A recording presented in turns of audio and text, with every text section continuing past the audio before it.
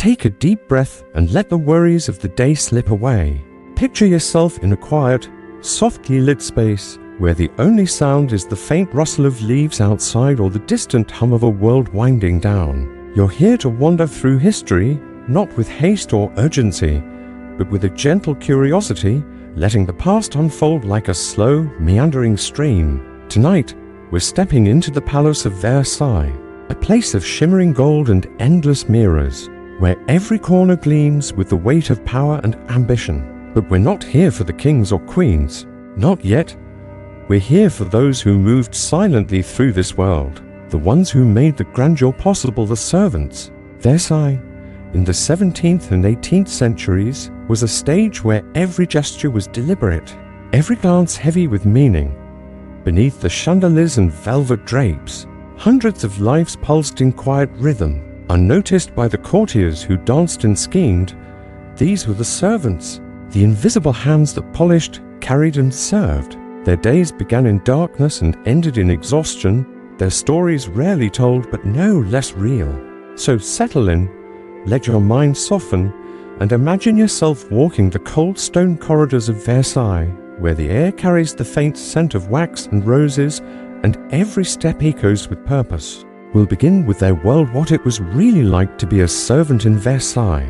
This journey will take us through the unseen lives of those who toiled in the palace's shadows, then to the tragic arc of Marie Antoinette, the mystery of a masked prisoner, and the glittering, controlled world of the Sun King himself.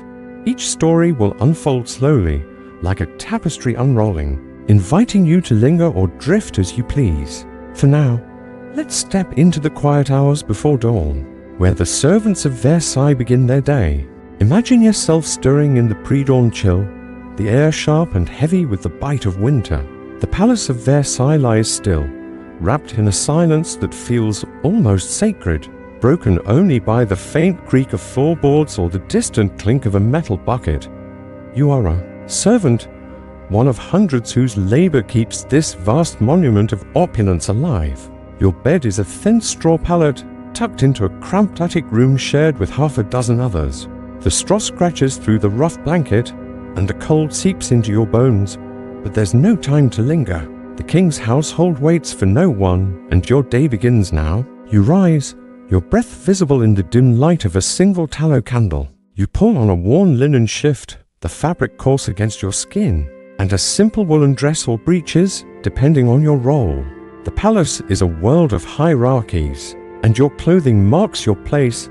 If you're a chambermaid, your apron is plain but stiff with starch, your cap tied tightly to keep your hair from falling loose. If you're a lackey, your livery is slightly more ornate, though patched and faded from years of use. The higher servants, those who dress the king or serve his meals, might wear silk or fine wool, but you're far from their rank. You're one of the unseen, tasked with the grime and toil that no one acknowledges. Your hands are rough, your knuckles red from scrubbing, and your shoulders ache from carrying heavy loads. But there's no time for complaint. The palace is waking, and you must be ready. Your first task is one few would envy, emptying chamber pots. The nobility, for all their silks and perfumes, leave behind the realities of the body, and it's your job to make those realities vanish. You move through the narrow corridors, the pots heavy in your hands, their contents sloshing with every step. The air here is thick with the tang of waste and the faint, acrid bite of lime used to mask it. These hallways are far from the grand galleries with their gilded mirrors and marble floors. The walls are plain stone, slick with damp in the winter, and the only light comes from your candle, its flame flickering with every draught. You empty the pots into a communal latrine, a pit that reeks even in the cold, and rinse them with water hauled from a courtyard pump. The water numbs your fingers, but you work quickly. A late start could mean a sharp word from the steward, a docked wage, or a week scrubbing pots in the kitchens. The rhythm of your life is relentless, dictated by the needs of the court. The King Louis XIV in his prime, or later Louis XV, rises at a precise hour, and the palace must be flawless before his eyes open. You sweep hearths, the soot blackening your hands, and lay fresh logs for fires that will warm rooms you'll never linger in.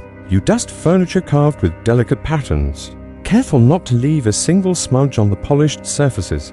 The air carries the faint scent of beeswax polish mingling with the lavender sachets tucked into noble women's drawers. You work in near silence, for speaking out of turn could draw attention. Silence is your shield here. The courtiers, with their powdered wigs and rustling silks, must never notice you. To be seen is to risk reprimand, dismissal, or worse, a noble's whim could send you to the streets with nothing. Your meals are taken in a crowded servants' hall, far from the grand dining rooms where the court feasts. You sit on a wooden bench, pressed shoulder to shoulder with others, eating a bowl of thin porridge or a hunk of stale bread softened in watery broth. On good days, there might be a scrap of cheese or a bruised apple, leftovers from the court's tables. You've seen those tables from a distance, laden with roasted pheasant, glistening fruits, and pastries dusted with sugar, the air heavy with the scent of spiced wine and warm bread. But those luxuries are not for you. Your portion is what remains after the nobles, their guests, and even the higher servants have eaten. Hunger is a constant companion, a dull ache you've learned to push aside. You eat quickly, for there's always another task waiting. The palace is a study in contrasts, a place of breathtaking beauty and hidden squalor. The Hall of Mirrors, where the king receives foreign dignitaries, sparkles with crystal chandeliers and gold leaf, the light dancing across endless reflections. But in the servants' quarters, the walls are stained with damp, the air thick with mildew. In winter, the cold is unrelenting. The grand rooms are warmed by roaring fires, but the attics where you sleep are frigid, the windows rattling in their frames. You wrap yourself in every scrap of cloth you own, but the chill lingers, settling into your joints. In summer, the heat is oppressive, the air heavy with dust and the faint odor of unwashed bodies. The nobility mask their scent with rosewater and musk, but you have only a shared basin of cold water for washing, used by a dozen others before you. The hierarchy among servants mirrors the court's own rigid structure. At the top are the valets de chambre who dress the king, and the governesses who tend to royal children. They eat better, sleep in private rooms, and sometimes receive gifts of clothing or coin. Below them are the cooks, seamstresses, and grooms, skilled workers who take pride in their craft. You, however, are likely a scullion, a chambermaid, or a porter, tasked with endless cleaning, carrying, and scrubbing. Your place is to be invisible, to move through the palace like a shadow. When a noble passes, you press yourself against the wall, eyes down, breath held, until their footsteps fade. To meet their gaze is to invite trouble. A spilled tray, a smudged mirror, a moment's hesitation, these could cost you your position, and with it, your livelihood. Yet there are moments when the palace's beauty catches you off guard. Standing in the doorway of the queen's apartments, you glimpse silk tapestries glowing in candlelight, the soft clink of crystal glasses, the murmur of laughter from a world you'll never join. The chandeliers sparkle, the intricate embroidery on a noble's coat, these are fleeting wonders. Gone the moment you're called back to work. A shout from the steward, a clatter from the kitchens, and you're hurrying again, head bowed, to your next task. The rhythm of your life is unyielding. A cycle of labor that stretches from before dawn to long after dusk. Disease is a constant threat, lurking in the palace's corners. The latrines overflow.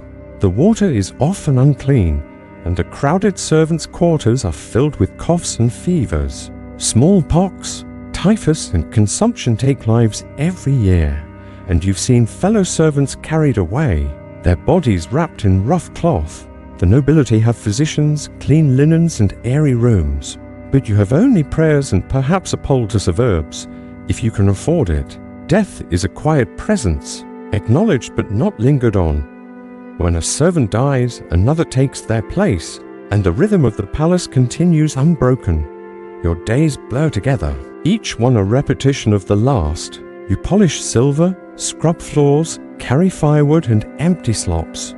Your body moving through the motions while your mind drifts. You think of the village you came from, the fields of wheat and orchards heavy with fruit, the scent of earth and grass so different from the palace's stale air. You think of the family you left behind, the siblings you send your meager wages to, the mother who taught you to pray. These thoughts are your refuge, a quiet corner of your mind where the palace cannot reach. But they're fleeting, pushed aside by the next task, the next command. The king's presence looms over everything. His schedule, his moods, his whims shape the rhythm of your life. When he rises, the palace must be ready. When he dines, the tables must be perfect. When he sleeps, the fires must be tended. His favor could mean a better position, a warmer room, a few extra coins, but his displeasure could mean dismissal or worse. You've heard stories of servants sent to the Bastille for stealing a silver fork or whispering the wrong word. Silence, always silence, is your protection. You move through the palace with care, your footsteps soft, your breath measured, hoping to pass unnoticed. As the morning unfolds, you find yourself in the kitchens, a chaotic world of heat and noise. The air is thick with the scent of roasting meat, baking bread, and herbs crushed under pestles. Cooks shout orders, pots clang, and scullions like you dart between tasks, chopping vegetables, scrubbing pots, hauling water. The head cook, a man with a temper as hot as the ovens, watches your every move. A single mistake, a burned sauce. A dropped plate could earn you a cuff on the ear or a night without supper. You work quickly, your hands trembling with fatigue, but you don't dare slow down. The king's dinner must be perfect, and the servant's labor is what makes it so. By midday, your body aches, but there's no rest.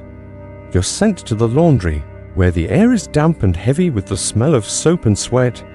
You scrub linens in steaming vats, your arms burning with the effort, your skin raw from the lie. The linens are fine, embroidered with gold thread for the king's bed or the queen's table, but they're stained with wine, grease, and worse. You work in silence. The only sound, the rhythmic slosh of water and the soft chatter of other laundry maids, careful not to be overheard. Gossip is dangerous here. A stray word could reach the wrong ears. You focus on the task, letting the repetition lull your mind. A small escape from the weight of the day. As the afternoon fades, you're called to the grand apartments to prepare for the evening. You polish candelabras until they gleam, arrange flowers in vases, and sweep the floors until not a speck of dust remains. The rooms are breathtaking, their ceilings painted with gods and angels, their walls draped in silk. But you don't belong here, not really. You're a fleeting presence, a shadow that moves through the light. You work quickly, knowing the courtiers will soon arrive, their laughter and perfume filling the air. You must be gone before they notice you, your labor invisible, your existence erased. This is the rhythm of your life in Versailles, a cycle of toil and silence beneath the palace's glittering surface. As the day stretches on, you'll carry more, clean more, serve more, each task blending into the next. But for now, imagine yourself pausing, just for a moment, in a quiet corridor, as the echoes of the servants' footsteps fade in the cold corridors of Versailles. Imagine yourself stepping into a different world within the same palace walls. The air shifts, carrying the faint scent of rosewater and the soft rustle of silk. You're no longer among the unseen, toiling in the shadows. Now, you're in the presence of grandeur, where candlelight dances across gilded mirrors and every gesture is a performance. This is the world of Marie Antoinette, the young Austrian princess who arrived at Versailles as a girl of 14. Her future as France's queen already written in treaties and promises.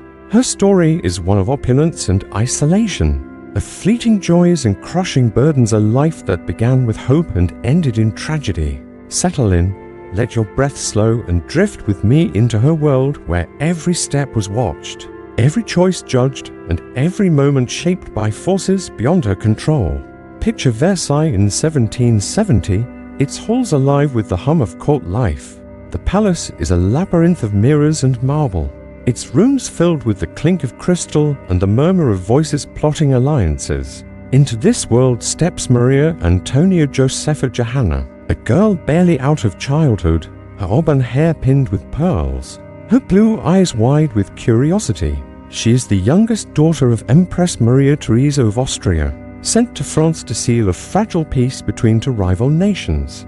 Her name is changed to Marie Antoinette, a French name for a foreign bride, and she is married to Louis Auguste, the shy, awkward Dauphin who will one day be Louis XVI. Imagine yourself watching her arrival, a delicate figure in a gown of silver tissue, her carriage rolling through the gates of Versailles, the crowd's whispers mingling with the crunch of gravel under wheels. She is a symbol of hope, a bridge between empires, but she is also a stranger in a court that thrives on scrutiny.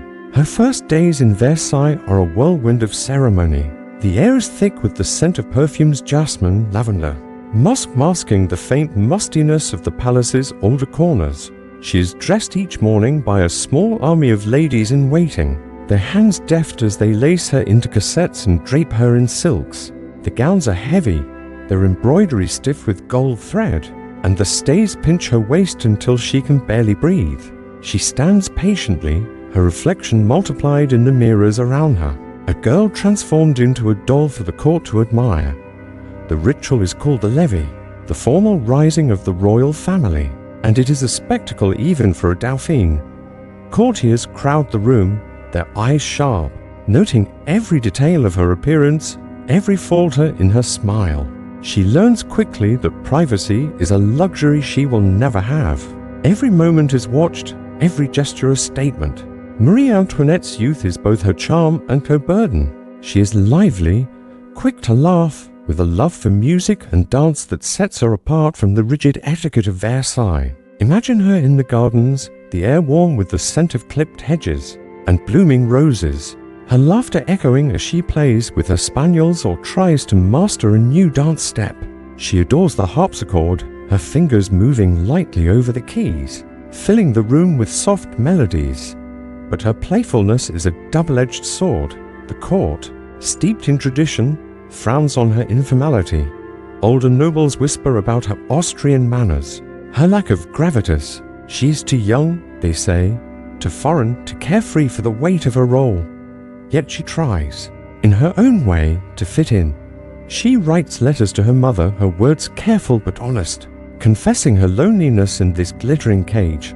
The palace is a world of contradictions, and Marie Antoinette feels them keenly. The grand apartments are breathtaking, their walls hung with tapestries depicting victories and myths, their ceilings painted with cherubs floating in golden light.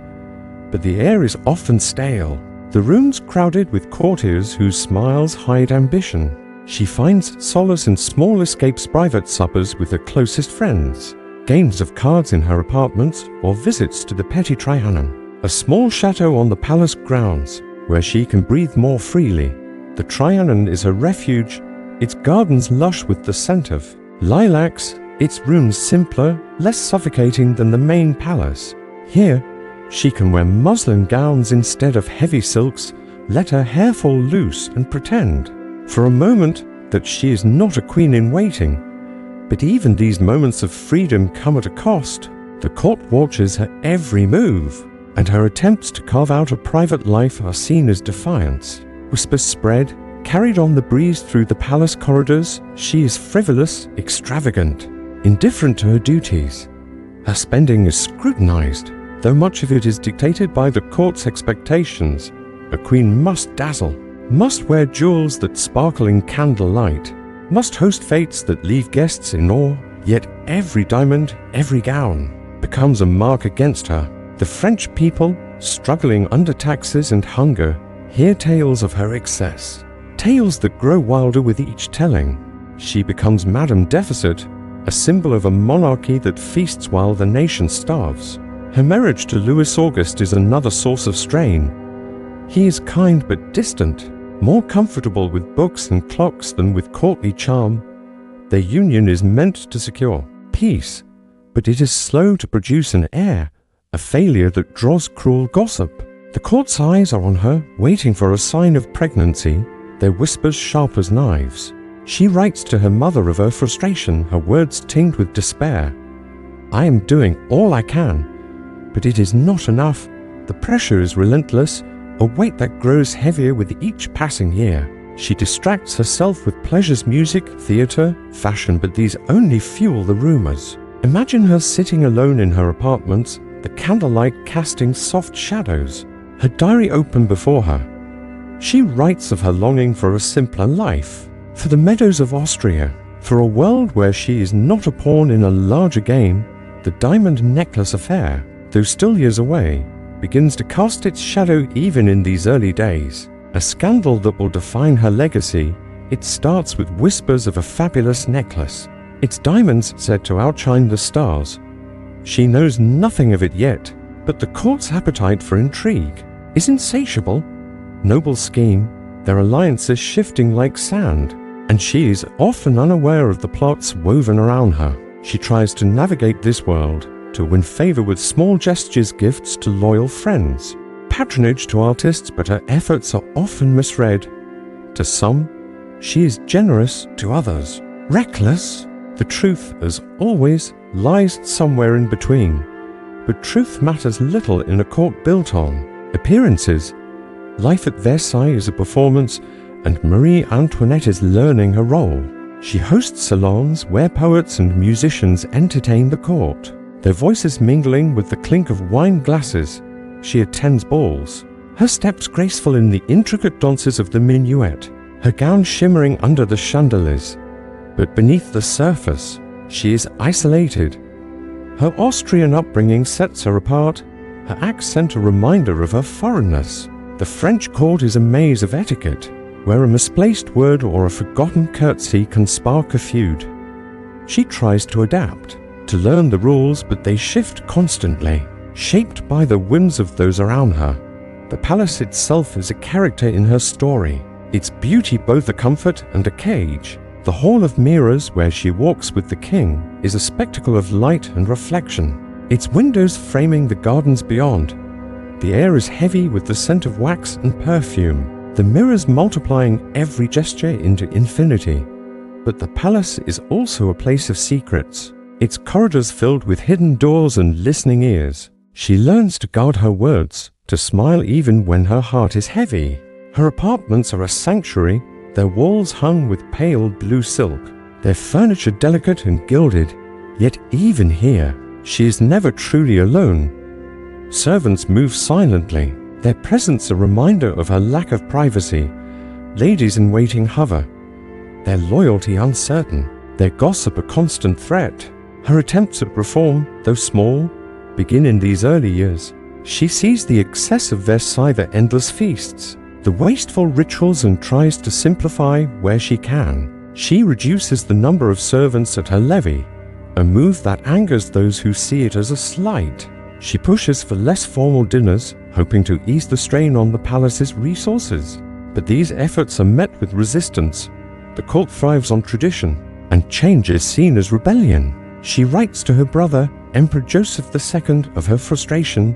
They cling to their ways as if they were sacred. Her reforms are modest, but they mark her as different, a queen who does not fully belong. The people of France, far from the palace, know her only through rumors. They hear of her gowns, her fates, her love for gambling and theatre.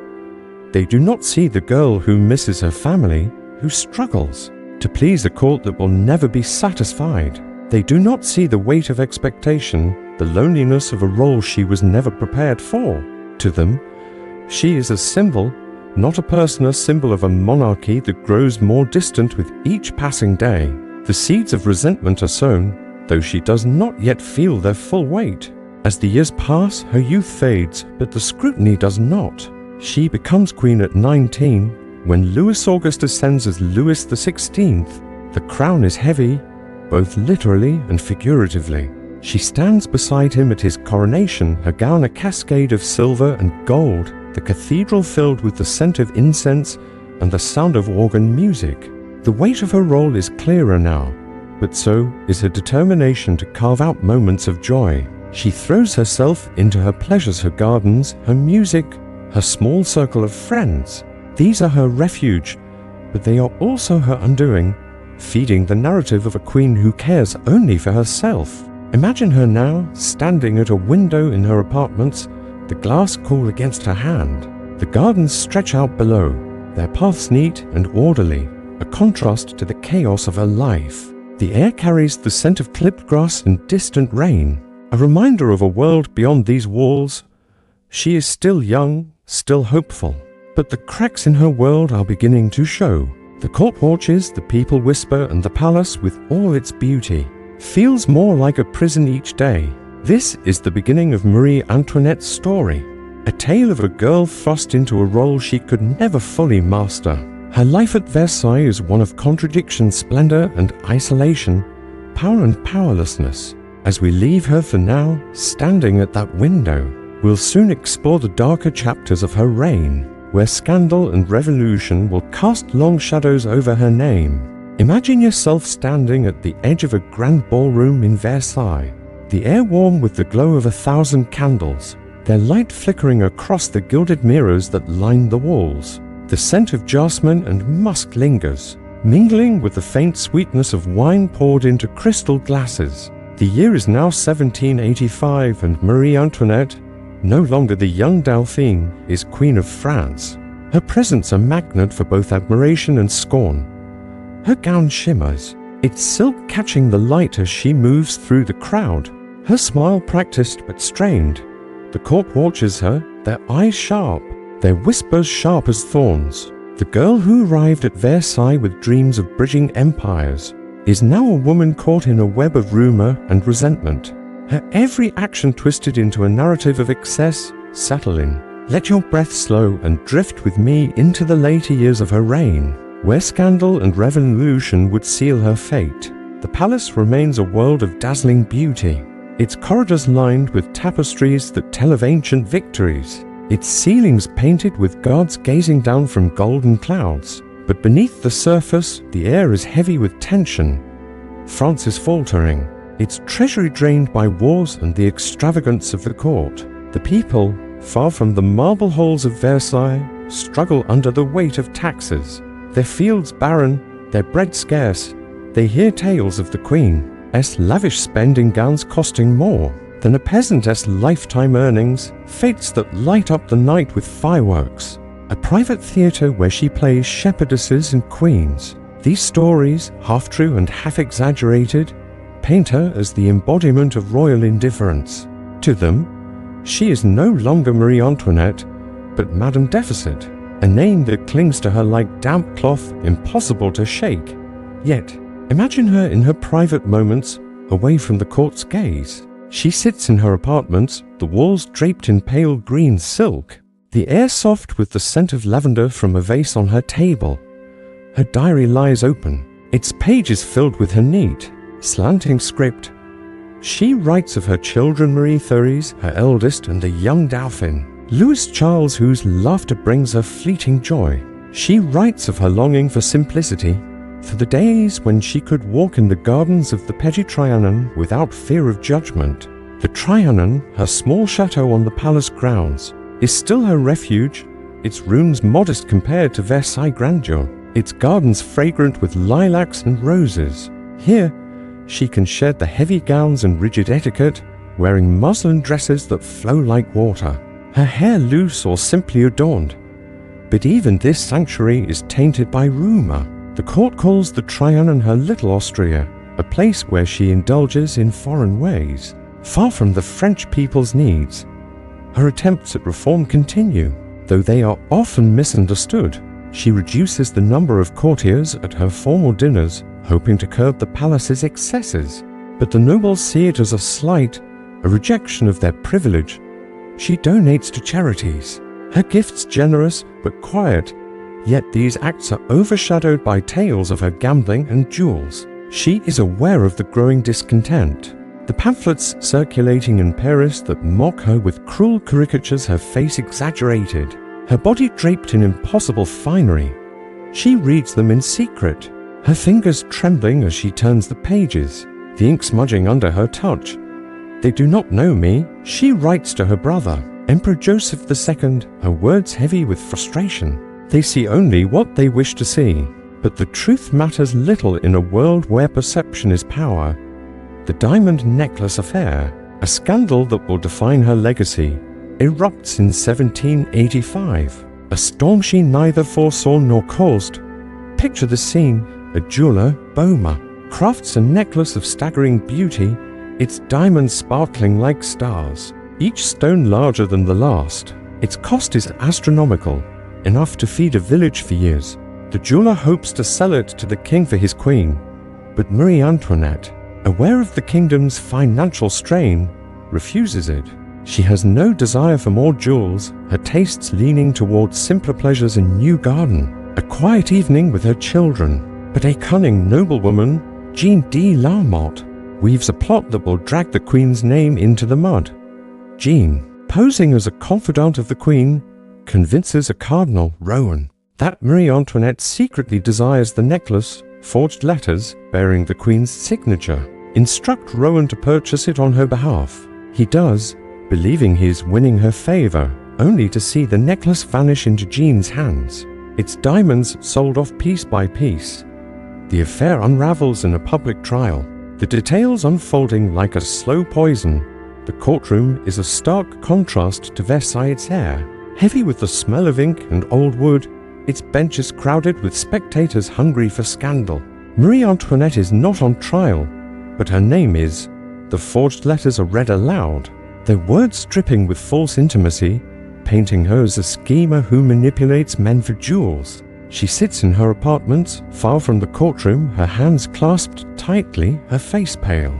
She knows the truth that she never wanted the necklace, never wrote those letters, but the court of public opinion is merciless. Pamphlets flood Paris, their pages filled with lurid tales of her greed, her immorality. The necklace, though she never touched it, becomes a symbol of her supposed excess, a glittering noose around her reputation. The affair deepens the divide between the queen and her people. Imagine the streets of Paris, their cobblestones slick with rain, the air thick with the scent of smoke and bread baked in cramped ovens. The people gather, their voices rising in anger, their placards crude but sharp. Down with the Austrian, they cry, her foreign birth a wound that never heals. She feels their hatred even from the safety of Versailles. Letters from her mother, now dead, echo in her mind, urging her to be cautious to win the people's love. But that love feels impossible now, a distant dream buried under years of misunderstanding. She retreats further into the Trianon, her children her only solace, their small hands warm in hers as they walk through the gardens, the air soft with the scent of blooming jasmine. The revolution looms, its shadow growing longer with each passing year.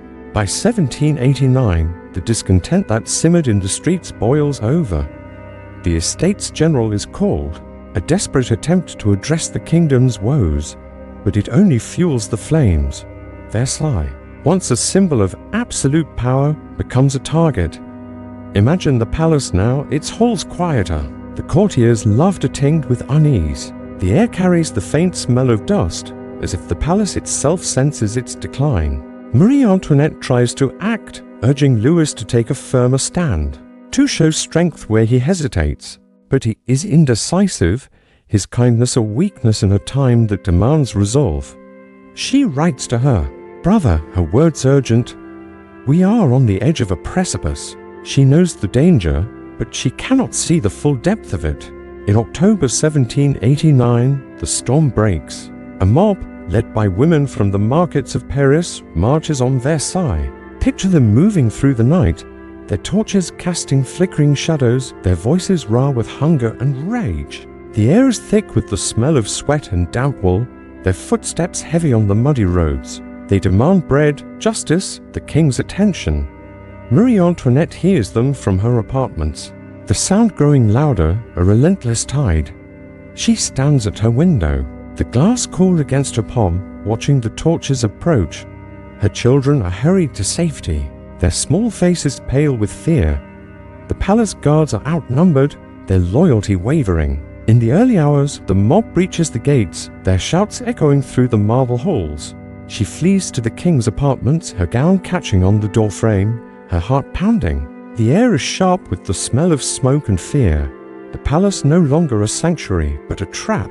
The royal family is forced to leave Versailles, their carriage rolling through the gates under the mob's watchful eyes. Imagine the scene, the air heavy with the scent of rain and earth, the crowd's voices a low roar, the wheels creaking over the gravel. Marie Antoinette sits rigid, her hands clasped in her lap. Her children pressed close. The palace recedes, its golden foyer of fading memory. They are taken to the Tuileries Palace in Paris, a new kind of prison. Its rooms cramped and cold compared to Versailles' splendor. The air here smells of dust and old wood. The walls bare of the silks she once knew. She tries to maintain a semblance of court life, hosting small gatherings, teaching her children, but the weight of captivity presses down. The people outside chant her name, not in reverence but in hatred, their voices carrying through the windows. By 1793, the monarchy is abolished and the royal family is moved to the Temple, a grim fortress in Paris. The air is damp, the walls thick with moss, the rooms lit by flickering lamps that cast long shadows. Marie Antoinette is separated from her children, her heart breaking at their cries. She is now simply widow-capered, her title stripped, her identity reduced to a number. Her husband is tried and executed, his fate sealed by the guillotine's blade. Imagine her hearing the news, sitting alone in her cell, the air heavy with the smell of mildew and straw. She does not weep, not openly, but her hands tremble as she writes a final letter to her sister-in-law. Her words steady but filled with quiet grief. I am calm as one is when conscience is clear. Her final days are spent in the conciergerie, a dank prison on the banks of the Seine. Picture her cell, its stone walls slick with damp, the air thick with the scent of river water and decay. She is allowed a single candle, its light weak against the darkness. Her hair, once golden, is now streaked with grey, cut short for the guillotine.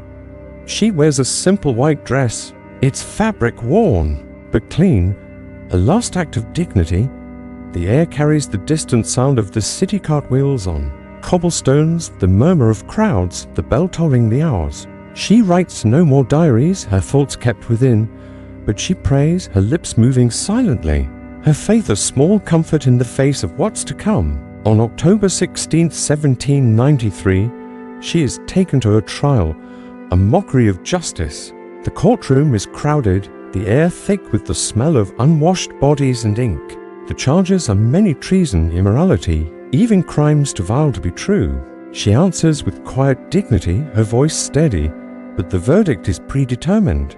The guillotine awaits. Imagine her final journey in an open cart through the streets of Paris. The air is crisp, tinged with the scent of autumn leaves and smoke. The crowd jeers, their faces blurred into a sea of anger, but she holds her head high, her eyes fixed on the horizon. The guillotine looms, its blade a cold promise, but she does not falter.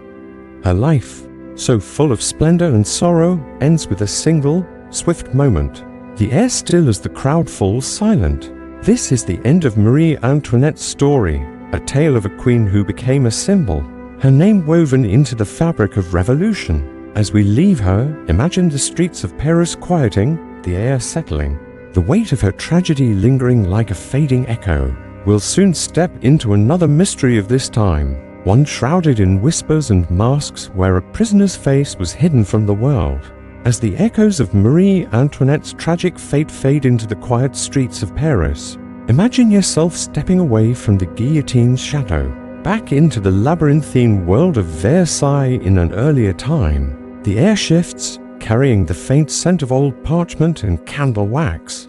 The distant murmur of secrets whispered behind closed doors. The Palace of Versailles, with its glittering mirrors and endless corridors, is not just a stage for kings and queens but a vault of mysteries. Stories locked away in dusty records and guarded silences. One such mystery, perhaps the most enduring of all, is that of the man in the iron mask, a prisoner whose identity was hidden, his face shrouded.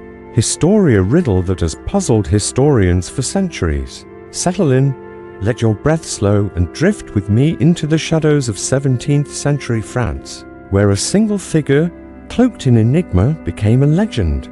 Picture the year 1669, the reign of Louis XIV, the Sun King, at its height. Versailles is still a work in progress, its gardens taking shape under the king's meticulous eye, its halls filled with the soft clink of silver and the rustle of silk.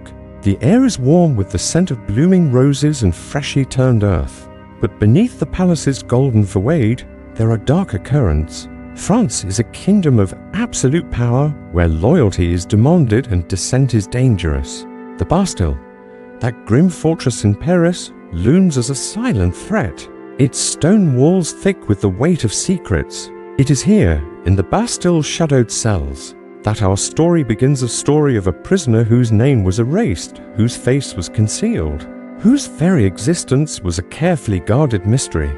The man in the iron mask first appears in historical records not as a man, but as a whisper, a rumor that drifts through the court like a faint breeze. Imagine yourself in a quiet corner of Versailles, near a fireplace where logs crackle softly, the air tinged with the smoky scent of burning wood.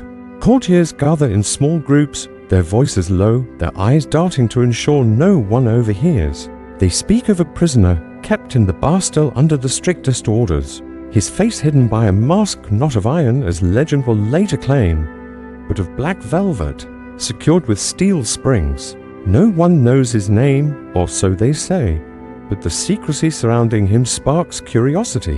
Why must his face be hidden? What crime could demand such an extraordinary punishment? The questions linger, unanswered, their mystery deepening with each retelling. The prisoner's story begins in earnest with his transfer to the Bastille in 1669, though some accounts suggest he was held elsewhere first, perhaps in the fortress of Pignerol in the Alps. Picture Pignerol, its stone walls rising against a backdrop of rugged mountains, the air sharp with the scent of pine and damp earth. The fortress is remote, its cells cold and damp. The only sound the distant howl of wind through the valleys. Here, the prisoner is kept under the watchful eye of Benigni d'Auvergne de Saint-Mars, a loyal governor who serves Louis XIV with unwavering devotion. Saint-Mars receives strict orders from the king's minister. Louvois, the prisoner, is to be kept in isolation, his face always covered, his identity never spoken. The governor complies, ensuring the prisoner's cell is guarded day and night. The door locked with heavy iron bolts, the air thick with the musty smell of stone and straw. The prisoner's life is one of solitude, but not deprivation. Imagine his cell, small but not squalid, its walls bare except for a single crucifix hanging above a narrow bed. A small window, barred and high, lets in slivers of light, the air carrying the faint tang of river water from a nearby stream. He is given food simple but sufficient, a bowl of stew or bread with cheese, delivered by a silent guard. His clothes are plain but clean, a woolen coat and breeches, nothing to mark his status. The mask, that infamous symbol, is worn only when he leaves his cell or when outsiders might see him. It is not a cruel device, not heavy or painful, but its purpose is clear. His face must remain a secret. The velvet is soft against his skin, but the steel springs are cold, a constant reminder of his confinement.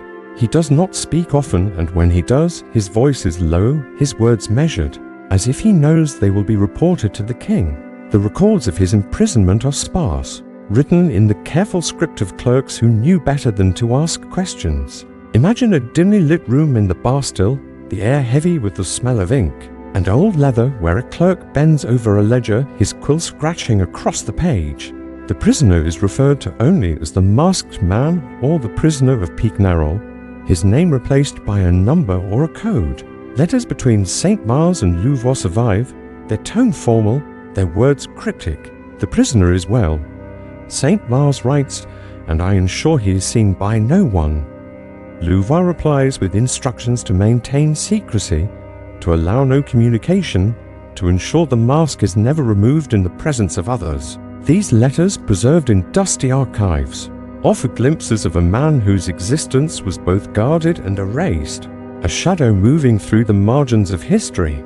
Who was this man? The question has haunted scholars and storytellers for centuries, each theory more intriguing than the last. Let's drift through some of the earliest speculations, keeping our minds open, our thoughts unhurried. One theory, whispered in the court's shadowed corners, suggests he was a disgraced noble, perhaps a member of the king's own circle who fell from favor. Picture a man of high birth, accustomed to the scent of fine wine and the feel of silk, now reduced to a cell's confines. Perhaps he betrayed a secret, plotted against the crown, or simply offended the king's pride. Louis XIV was known for his absolute control. His court a stage where loyalty was rewarded and defiance punished.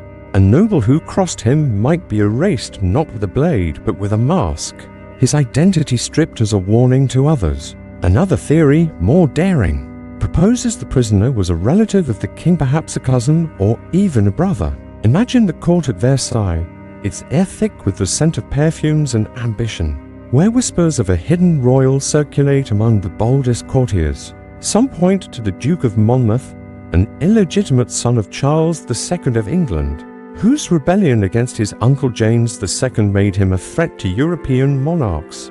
Could Louis, ever wary of rival claims, have agreed to imprison him in secret? The idea is tantalizing, but the timelines are uncertain, the evidence thin. Still, the notion of a royal prisoner lingers, fueled by the secrecy that surrounds him. The mask a symbol of a bloodline too dangerous to reveal. The most famous theory, immortalized by Voltaire and later Alexandre Dumas, suggests the prisoner was the king's twin brother, hidden at birth to prevent a divided throne. Picture a royal nursery, its air soft with the scent of lavender and milk, where two infants lie in identical cradles, their faces mirror images of each other. One is destined to rule, the other to vanish, his existence a threat to the monarchy's stability. The story is romantic, a tale of intrigue and betrayal, but it is also improbable, rooted more in legend than in fact. Birth records from the royal court show no evidence of a twin, and the logistics of such a secret will be daunting, even for a king as powerful as Louis XIV. Yet the idea persists, its allure undimmed by centuries, a puzzle that invites the mind to wander. Voltaire, writing from his own imprisonment in the Bastille decades later, adds fuel to the mystery. Imagine him in his cell, the air damp with the scent of mildew, his quill moving swiftly across the page. In his writings, he describes a prisoner always masked and whose name was never spoken, a man treated with respect but kept in strict isolation. Voltaire's words, sharp but measured, hint at a figure of significance, someone whose identity could shape the foundations of the monarchy. He does not name the prisoner, but his account spreads, carried by pamphlets and whispers, each retelling adding layers to the enigma. Was he a noble, a spy, a royal? Voltaire offers no answers, only questions, his prose a soft invitation to ponder without urgency. The prisoner's life in Picnerol and later in other fortresses is one of routine and silence. Imagine his days, each one blending into the next, the rhythm of his confinement a kind of lullaby. He wakes to the sound of a guard's footsteps, the air cool and heavy with the scent of stone. He eats his meals alone, the food plain but adequate bread, a slice of meat, a cup of watered wine. He is allowed books, perhaps a Bible or a volume of poetry, their pages worn from repeated reading. He prays, his voice a low murmur, the words a comfort in the stillness. The mask is a constant, its velvet soft but unyielding, a barrier between him and the world. He does not resist it, not visibly, but his eyes, hidden behind the fabric, must hold a story no one will ever hear. The governor, Saint Mars, is both his jailer and his caretaker. Picture Saint Mars, a man of stern loyalty, his face lined from years of service, his office filled with the scent of ink and sealing wax. He follows the king's orders with precision, ensuring the prisoner's isolation is absolute. Yet there are hints of kindness, reports that the prisoner is given clean linens, a warm blanket in winter, a chair instead of a stool. Saint Mars writes to Louvois of the prisoner's health, his tone formal but tinged with care. He is in good spirits, as much as one can be in such a place. These small details, preserved in faded letters, suggest a man who is not tortured but erased, his existence reduced to a number, his face a secret. The mystery deepens as the prisoner is moved from Picnerol to other fortresses, each transfer shrouded in secrecy. Imagine a carriage rolling through the night, its wheels creaking over rough roads, the air sharp with the scent of rain and pine. The prisoner sits inside, the mask secure, his guards silent but watchful. The journey is long, the landscape shifting from mountains to plains, but his world remains the same, a cell, a mask, a silence that stretches across years. By 1687, he is in the Île Sainte Marguerite, a fortress off the coast of Cannes. Its walls kissed by the salty air of the Mediterranean. The sea is a constant presence, its waves a soft rhythm against the rocks, but he cannot see it, only hear its distant song through his barred window. The records from these years are fragmented, their pages brittle with age, their ink faded, yet they offer glimpses of a man who lives in limbo, neither fully alive nor fully erased. He is allowed to walk in a courtyard, the air warm with the scent of sea salt and wildflowers, but only when no one else is present. He is given a lute, its strings humming softly as he plays, the music a small rebellion against his confinement. These details, small but vivid, paint a picture of a life suspended, a man whose story is written in the spaces between words. This is the beginning of the mystery of the man in the iron mask, a tale that invites questions but offers few answers. As we leave him in his cell, the sea whispering beyond the walls, we'll soon explore the later years of his imprisonment, the theories that grew around him, and the legacy of a riddle that refuses to be solved. As the waves lap gently against the rocky shores of the Île Sainte Marguerite, imagine yourself standing in a quiet cell, the air cool and tinged with the faint saltiness of the Mediterranean. The year is now 1687, and the man in the iron mask, that enigmatic prisoner of Louis XIV's reign, resides here, far from the glittering halls of Versailles. The fortress is a world of stone and silence, its walls weathered by sea winds, its corridors heavy with the scent of damp earth and rusting iron. The prisoner's life is one of routine, his days marked by the soft creak of a door, the clink of a tray, the distant murmur of the sea. His face, hidden behind a mask of black velvet, remains a secret, guarded as fiercely as the king's own treasury. Settle in, let your breath slow and drift with me deeper into this mystery, as we follow the prisoner's journey through his final years, unravel the theories that surround him, and ponder the question that lingers like a shadow: who was he? And why was his identity so dangerous? The Île Sainte Marguerite, a small island off the coast of Cannes, is a stark contrast to the opulence of Versailles. Picture the fortress, its grey stone walls rising against a backdrop of azure sea and distant mountains, the air warm with the scent of wild thyme and salt. The prisoner's cell is simple but not cruel, its floor swept clean, its single window barred but offering glimpses of the sky. The mask, that infamous symbol, is worn only when he might be seen during transfers, or when a physician or priest visits. Its velvet is soft, its steel springs cold but not heavy, designed to conceal rather than to punish.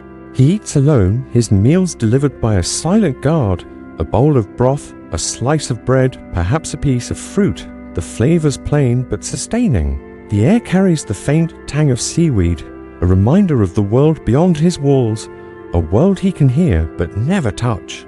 Benigni d'Auvergne de Saint-Mars, the governor who has guarded him since Pignerol, remains his constant overseer. Imagine Saint Mars, his face lined with years of service, his office lit by a single candle, its flame casting shadows on stacks of letters sealed with wax. His correspondence with the king's minister, Louvois, is meticulous, each word chosen with care. The prisoner is in good health, he writes, and I ensure no one speaks his name. The orders are clear. The prisoner's identity must remain hidden, his isolation absolute. Yet there are hints of humanity in these letters, small details that paint a picture of a man treated with a strange mix of respect and secrecy.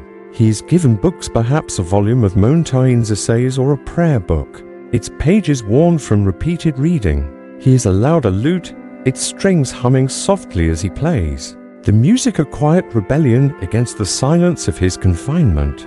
The prisoner's routine is unchanging, a rhythm that soothes even as it confines. He wakes to the sound of waves, the air cool in the early morning. He prays, his voice a low murmur, the words blending with the distant cry of gulls. He walks in a small courtyard, the ground uneven under his feet, the air warm with the scent of sun-baked stone. These walks are rare, permitted only when the fortress is quiet, the other prisoners locked away. The guards watch him closely, their eyes sharp but their faces blank. He does not speak to them, nor they to him. But there is a kind of understanding in the silence, a shared acknowledgement of the rules that govern this strange existence. The mask, when worn, is a barrier. Its velvet warm against his skin. It springs a faint weight at his temples. He does not resist it, not visibly, but his hands, when they rest on the lute or turn the pages of a book, move with a quiet dignity, as if he remembers a life before these walls. In 1698, the prisoner is moved again, this time to the Bastille in Paris. Imagine the journey, a long and secretive affair, the carriage rattling over uneven roads, the air thick with the scent of dust and leather. The prisoner sits inside, the mask secure, his hands folded in his lap. The guards are silent, their swords clinking softly with each jolt of the carriage.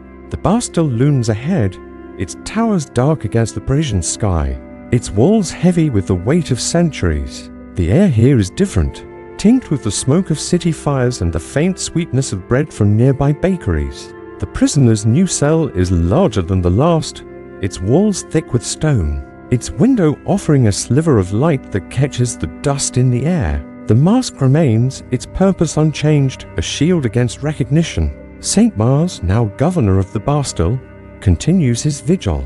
His letters to the court as cryptic as ever. The prisoner is settled, and all is as his majesty commands. The Bastille is a place of shadows, its corridors narrow and cold, the air heavy with the scent of mildew and iron. The prisoner's life here is much like before, a cycle of solitude and routine. He eats his meals alone, the tray sliding through a slot in the door. The food's simple but adequate: stew, bread, a cup of watered wine. He is given a chair, a table, a bed with a thin mattress, its straw rustling as he shifts. The air carries the distant sounds of the city cartwheels on cobblestones, the shouts of vendors, the tolling of church bells, but these are faint, muffled by the fortress's walls. He reads, his fingers tracing the words of a Bible or a classical text, the pages soft from use. He plays his lute, the notes soft and melancholic, filling the cell with a fleeting warmth. The guards, ever present, speak little, their footsteps a constant rhythm outside his door. Theories about his identity grow, fed by the secrecy that surrounds him. Imagine a Parisian cafe, its air thick with the smell of coffee and tobacco, where scholars and gossips alike ponder the prisoner's fate. One theory suggests he was Nicolas Fouquet, the former superintendent of finances, whose ambition and wealth rivaled the king's. Fouquet was arrested in 1661, his trial a spectacle of royal justice, his sentence one of life imprisonment. Could he be the masked man, his face hidden to prevent his charisma from sparking rebellion? The idea is compelling, but records show Fouquet died in Pignerol in 1680, before the prisoner's transfer to the Ile Sainte-Marguerite. Still, the theory persists, its details shifting with each retelling, a puzzle that refuses to be solved. Another speculation points to Eustache Dauger, a valet implicated in a minor scandal, whose name appears in Saint Mars's letters. Picture a clerk in a dimly lit archive, the air heavy with the scent of dust and old parchment. Poring over these letters, Dauger's crime is unclear. Perhaps he knew too much, saw too much, served the wrong master. His low status makes him an unlikely candidate for such extraordinary measures. Yet his name is one of the few linked to the prisoner in official records. Could he have been a scapegoat, a nobody made into a mystery by the king's paranoia? The evidence is thin, the letters vague, but the name lingers, a thread in the tapestry of speculation. A third theory, less common but no less intriguing, suggests the prisoner was a foreign diplomat or spy, someone whose knowledge threatened France's delicate alliances. Imagine a secret meeting in Versailles, the air thick with the scent of wax, and intrigue, where Louis XIV and his ministers discuss a man who knows too much perhaps about a treaty, a betrayal, or a royal indiscretion. Locking him away, his face hidden, ensures his silence without the scandal of execution. The theory is plausible, but the records are silent, offering no names, no specifics, only the shadow of a man whose truth was deemed too dangerous to reveal. The prisoner's final years are spent in the Bastille, his life a quiet echo of what came before. He falls ill in 1703, his health fading, though the details are sparse. Picture his cell, the air cool and damp, the candlelight weak against the darkness. A physician visits, his bag heavy with the scent of herbs and alcohol. But the mask remains, even now. The prisoner's breathing is shallow, his hands still as they rest on the blanket. On November 19, 1703, he dies, his identity still a secret, his body buried quickly under a false name. The air in the Bastille is still, the only sound the soft scratch of a clerk's quill recording his death. The prisoner, known only as the masked man, has passed. The grave in a small churchyard is unmarked, the earth soft and damp under a grey sky. The mystery does not end with his death. Imagine the years that follow, the story growing, fed by writers like Voltaire and Dumas, whose words breathe life into the legend.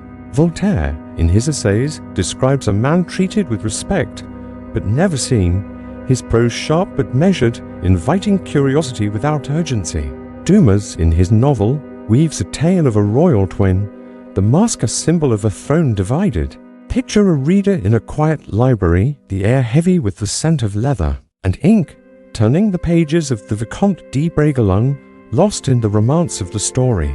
These accounts, though fictionalized, keep the mystery alive, their words echoing through centuries, each generation adding its own theories, its own questions. Historical documents offer little clarity. Letters between Saint Mars and Louvois, preserved in archives, are maddeningly vague, their language careful, their secrets locked in code. Imagine a historian bent over a table in a dusty archive, the air thick with the smell of old paper, deciphering these letters. They mention the prisoner's health, his transfers, his mask, but never his name. Other records, Bastille logs, burial entries are equally cryptic, referring to him only as the masked prisoner or the man of Pignerol. The mask itself, whether velvet or iron, becomes a symbol of the unknown, a barrier that history cannot pierce. The legacy of the man in the iron mask endures not because of answers, but because of questions. Imagine a quiet evening in Paris, the air soft with the scent of rain and chestnuts roasting on a street corner, where a storyteller recounts the tale to a small crowd. Was he a noble, a spy, a royal? Was the mask a punishment or a protection? The truth, if it ever existed, lies buried in the archives, lost in the silences of a court that guarded its secrets well.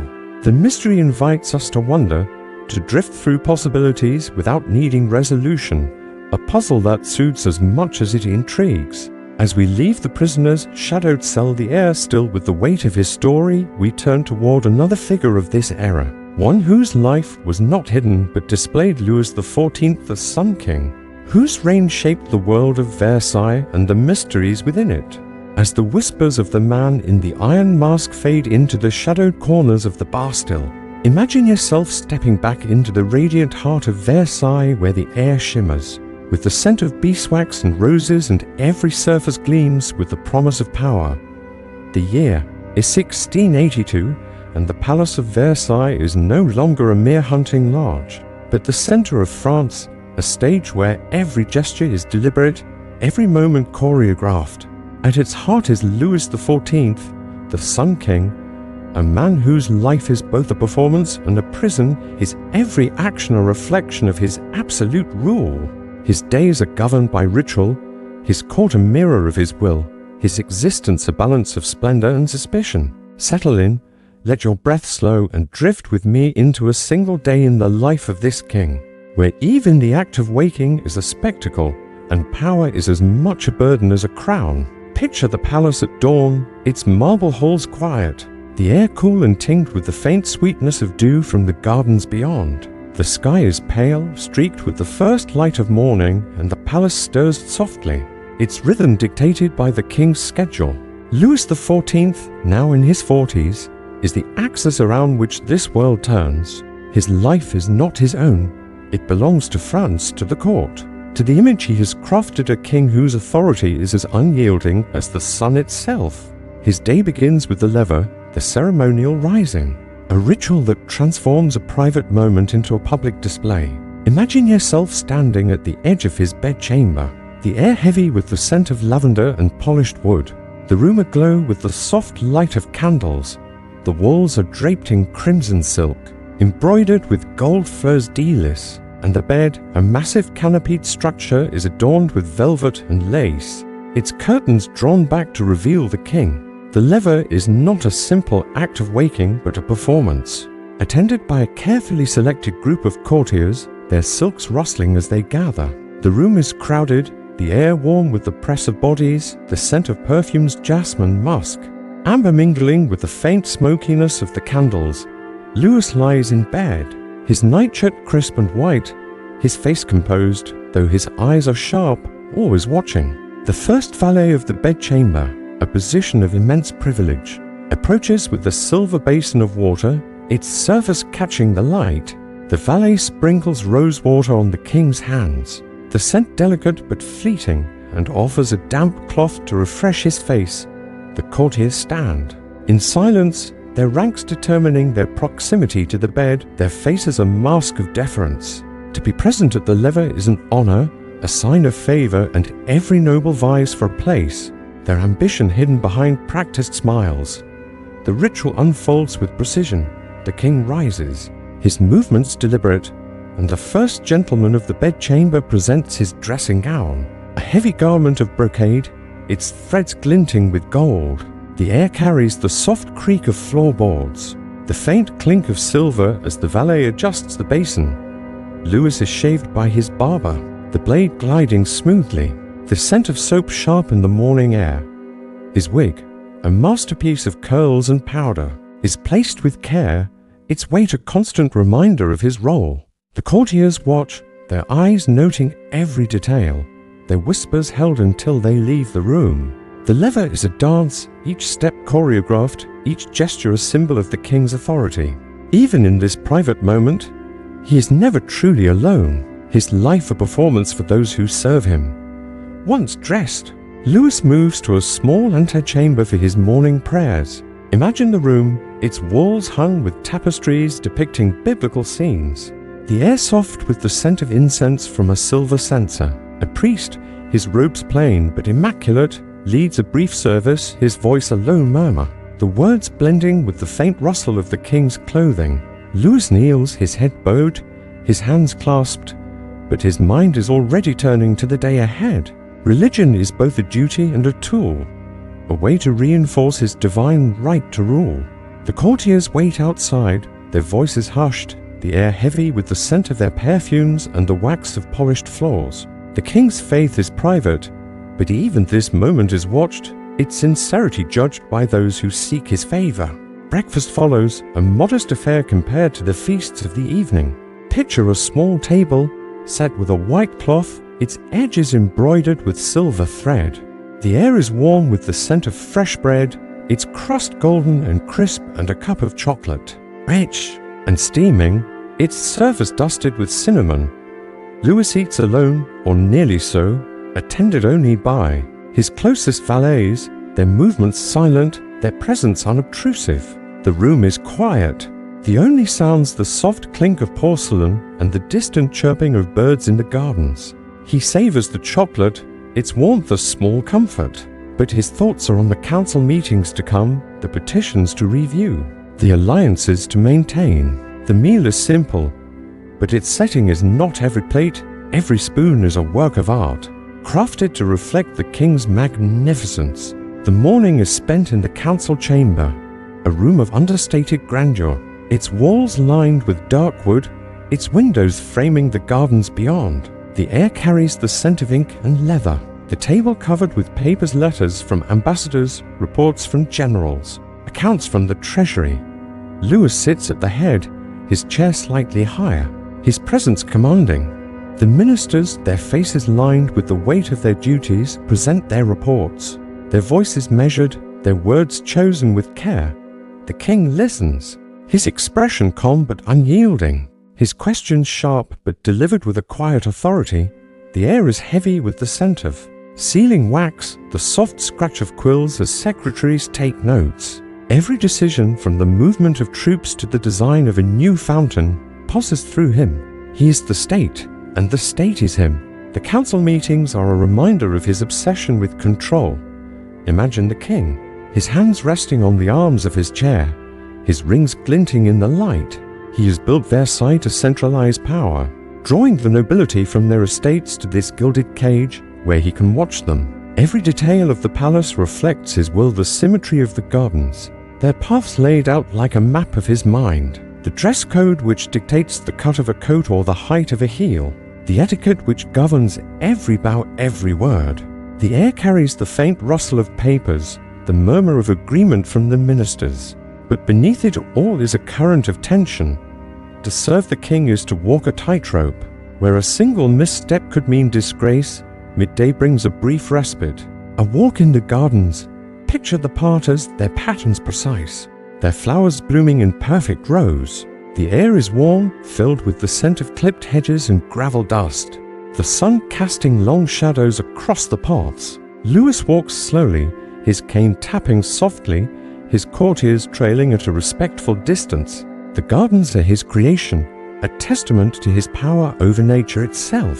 Fountains play, their water sparkling in the light, their spray carrying the faint scent of minerals. He pauses by the fountain of Apollo, its bronze figures gleaming, the air alive with the sound of cascading water. The courtiers watch, their silks bright against the green, their voices low as they vie for his attention. A nod from the king, a single word, can elevate or ruin a man's fortunes, and they know it. The walk is not just leisure but strategy. Louis uses it to observe, to listen, to gauge the loyalties of those around him. He speaks little, his words measured, but that his eyes miss nothing. A noble's too familiar tone, a whispered conversation, a hesitation in a bow, these are noted, stored away for later. The air carries the faint scent of lavender from a nearby bed, the crunch of gravel underfoot. But the king's mind is never at rest. Paranoia is his constant companion, a shadow that grows with his power. He trusts few, relies on none, and surrounds himself with those whose ambition he can control. The gardens, for all their beauty, are a stage for this silent game, where every smile hides a motive, every gesture a calculation. Lunch is another ritual, the grand couvert, a public meal where the king dines before the court. Imagine the dining hall, its table draped in white damask, its silver candelabras casting a warm glow. The air is rich with the scent of roasted pheasant, glazed with honey and fresh bread, its crust crackling as it's broken. Louis sits alone at the table, his chair ornate, his plate a masterpiece of silver work. The courtiers stand, their eyes fixed on him, their silence a mark of respect. The meal is elaborate but not excessive, soups, meats, fruits, all presented with precision. The air carries the clink of cutlery, the soft murmur of the king's valets as they serve. To watch the king eat is a privilege, a sign of favor, and the nobles jostle for position, their silks rustling, their faces composed but eager. The food is exquisite, but Louis eats with restraint, aware of the eyes upon him. Every bite is a performance, every sip of wine a signal of his control. The air is warm, the candles dripping wax that pulls on the tablecloth, the scent of spices lingering. The courtiers watch, some hoping for a glance, others whispering behind their hands. The meal is a reminder of the king's wealth, his power to command such bounty while fancies. People hunger, yet he is not unaware of their struggles. He reads reports of famine, of unrest, but he sees them through the lens of his divine mission. The air carries the faint tension of a court that both adores and fears him, a balance he maintains with care. After lunch, Louis retires to his study, a smaller room lined with books, their leather bindings gleaming in the light. The air is heavy with the scent of ink and parchment, the desk covered with letters and maps. He works alone, or nearly so, attended by a single secretary, whose quill scratches softly as he takes notes. The king reviews petitions, signs decrees, plans the next expansion of Versailles. Every decision is his, from the placement of a statue to the deployment of an army. The air carries the faint creak of the chair, the rustle of paper, the distant hum of the palace beyond. This is his sanctuary, a place where he can think. But even here, he is not free. The weight of the crown is ever present, its demands unyielding. The morning and early afternoon are a microcosm of Lewis's life, ritualized, controlled, observed. Every moment is a performance, every action a statement of his power. Yet beneath the grandeur is a man, solitary despite the crowds, burdened by the need to maintain an image of invincibility. The air carries the scent of wax and ambition, the palace a reflection of his will, but also his isolation. As the day continues, he will move through more rituals, more displays, each one a thread in the tapestry of his reign. This is the beginning of a day in the life of Louis XIV, a king whose world was both dazzling and confining. As we leave him in his study, the air soft with the rustle of paper, we'll soon explore the rest of his day, where meals, hunts, and evening entertainments continue the dance of power and paranoia. As the soft rustle of parchment fades, in Louis XIV's study imagine yourself stepping out into the late afternoon light of Versailles, where the air is warm with the scent of sun-baked gravel and blooming oranges from the nearby orangery. The Palace of Versailles in 1682 is a monument to the Sun King's vision, its golden facade catching the fading light, its gardens stretching out in perfect symmetry.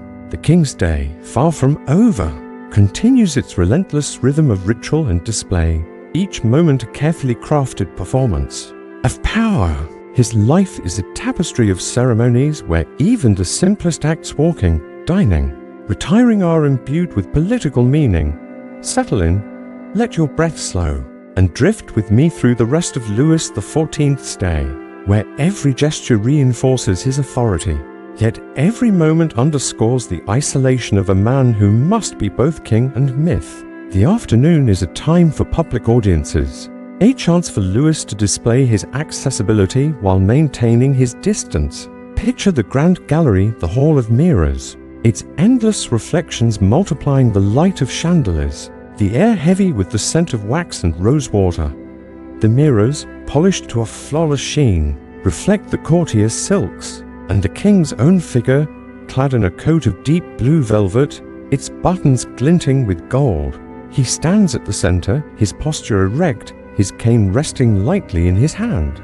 The air carries the soft murmur of voices, the rustle of fabric as nobles bow, their wigs powdered to perfection, their faces a mask of deference. Petitioners approach, their petitions written on fine paper, their words rehearsed but trembling. A merchant seeks a royal charter, a noble begs for a military post, a widow pleads for a pension. Louis listens, his expression calm, his responses brief but deliberate.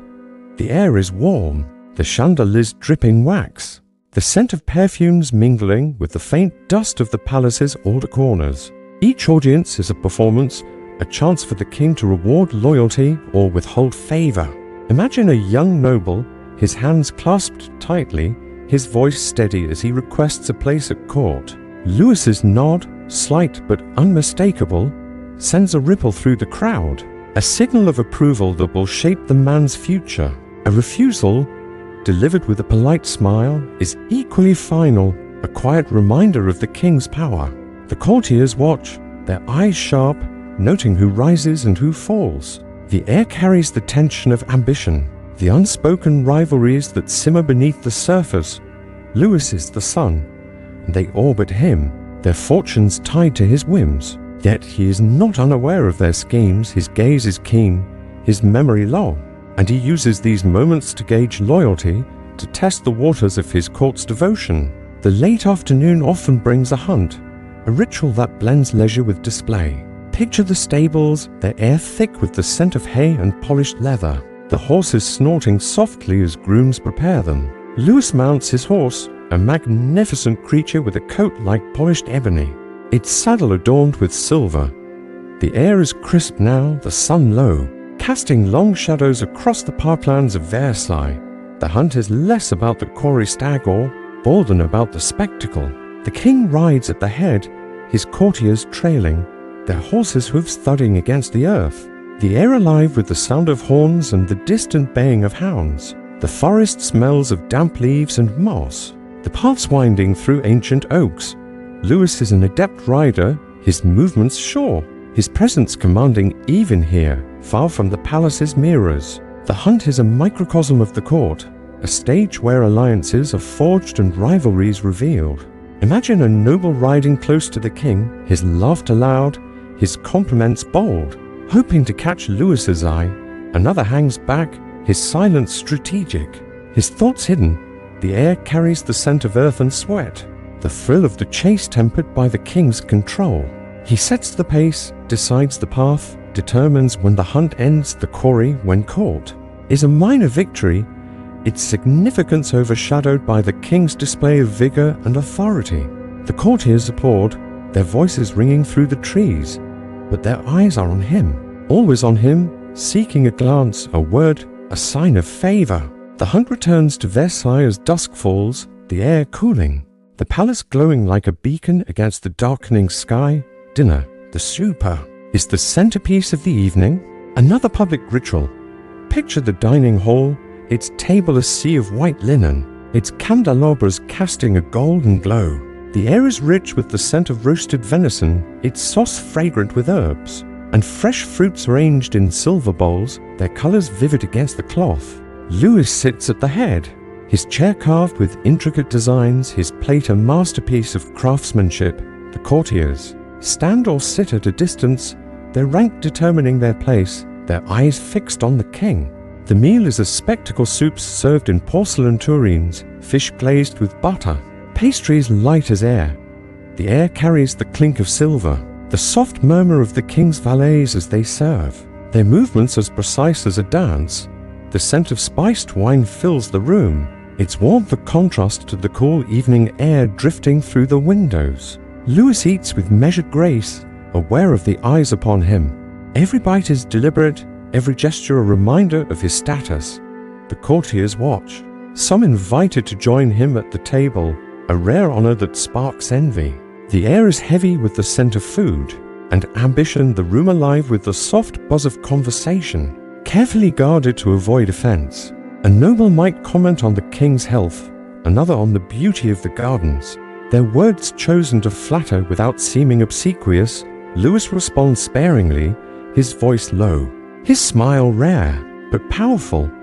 The meal is not just sustenance but a political act, a chance to reward or rebuke, to display wealth while France's people struggle.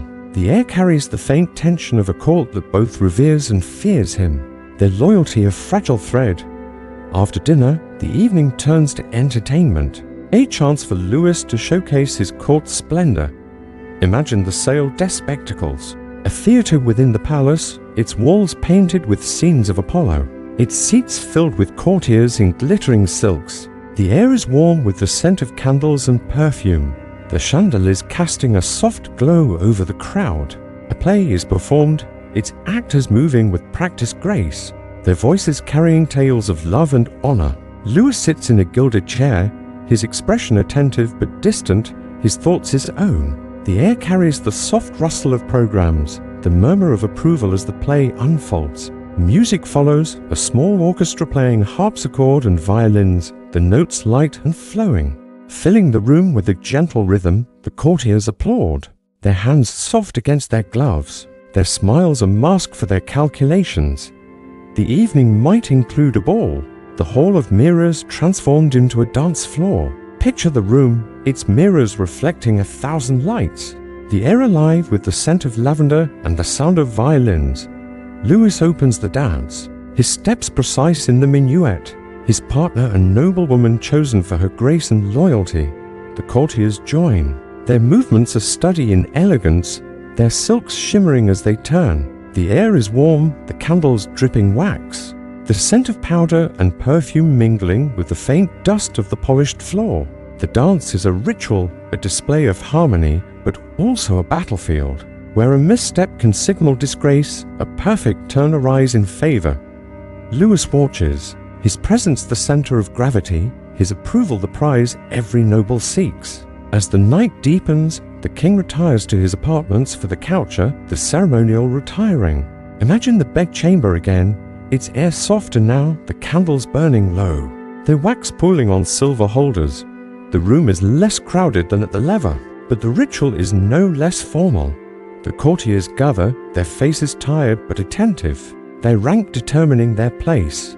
The first valet removes the king's wig, placing it carefully on a stand, the air carrying the faint scent of powder and lavender. Louis slips into his nightshirt, its linen crisp, and climbs into the massive bed, its curtains drawn back to allow the courtier's gaze. The air is quiet. The only sounds the soft rustle of fabric and the distant hum of the palace settling for the night. A noble holds the candle, a final honor as Louis closes his eyes, his face composed. His role never fully shed. The coucher ends and the courtiers depart, their footsteps fading in the corridors. The air is still, the palace quiet but never silent, its rhythm a constant pulse. Louis lies in the dark, the weight of the day lingering, his thoughts turning to the next. His life is a cycle of rituals, each one a reinforcement of his power, but also a reminder of his isolation. The courtiers sleep in their own chambers, their dreams filled with ambition, while the servants, unseen, prepare for the dawn. The air carries the faint scent of wax and roses, the palace a world of its own, orbiting the king who is its son. Yet even in sleep, Louis is not free. His dreams, if he has them, are shadowed by paranoia, the knowledge that his power rests on a delicate balance. The court is a web of loyalties and betrayals, its air thick with whispers of plots and rivalries. He has built Versailles to control the nobility, to keep them close, but the cost is his own solitude.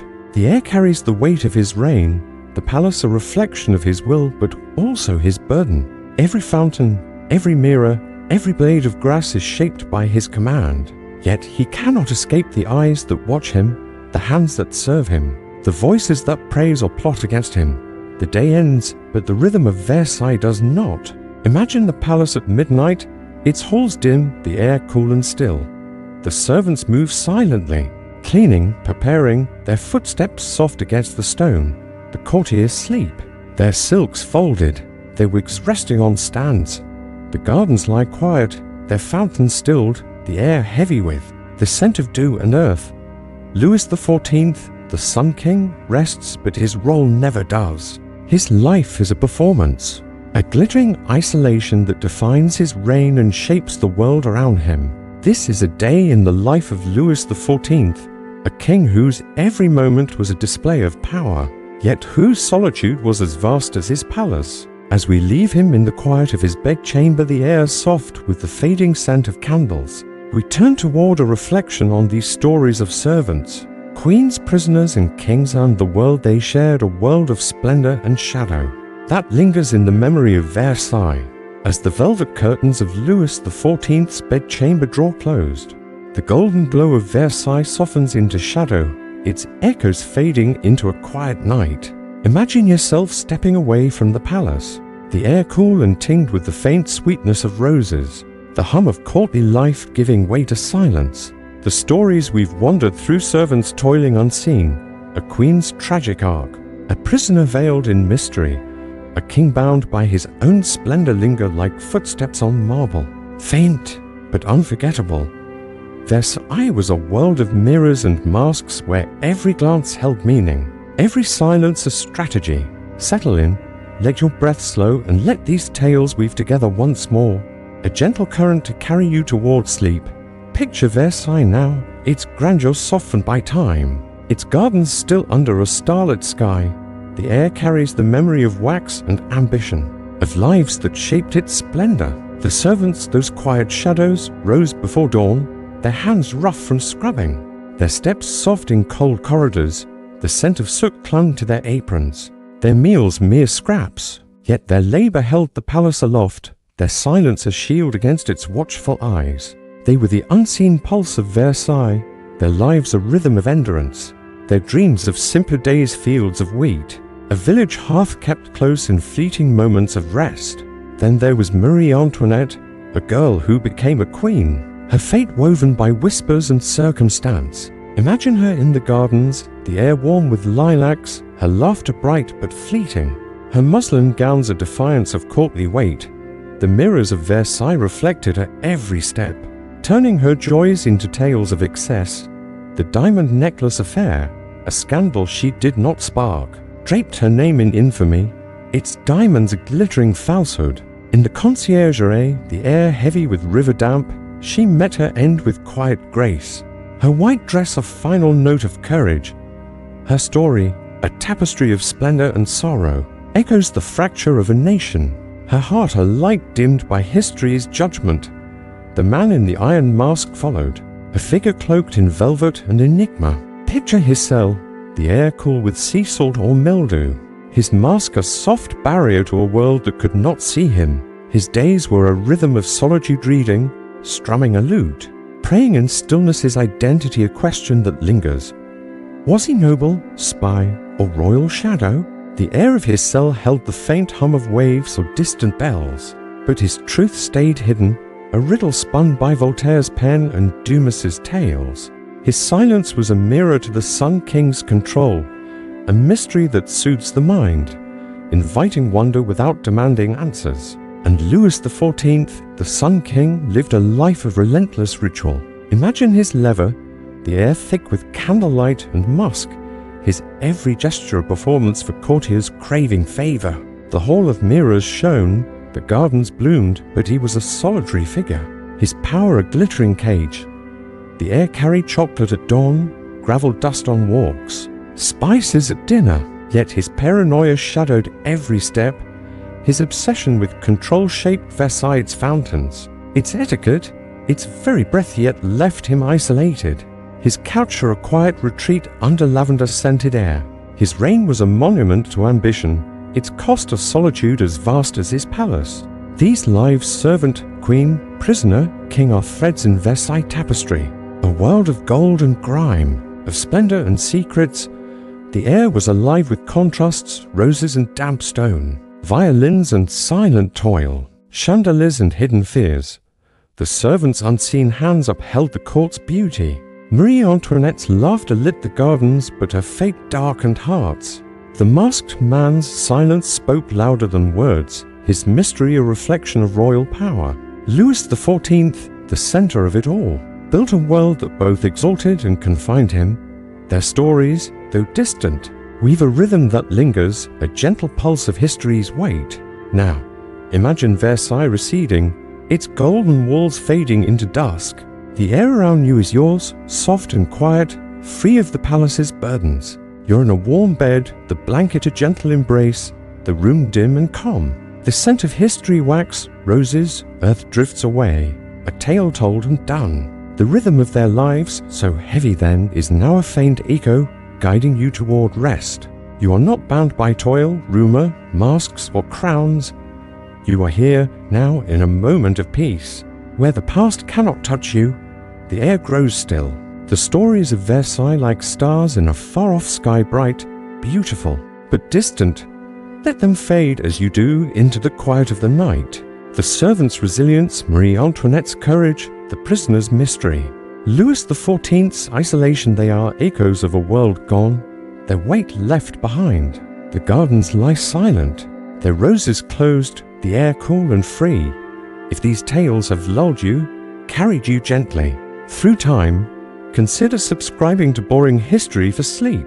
Join our quiet circle where history whispers you to rest night after night.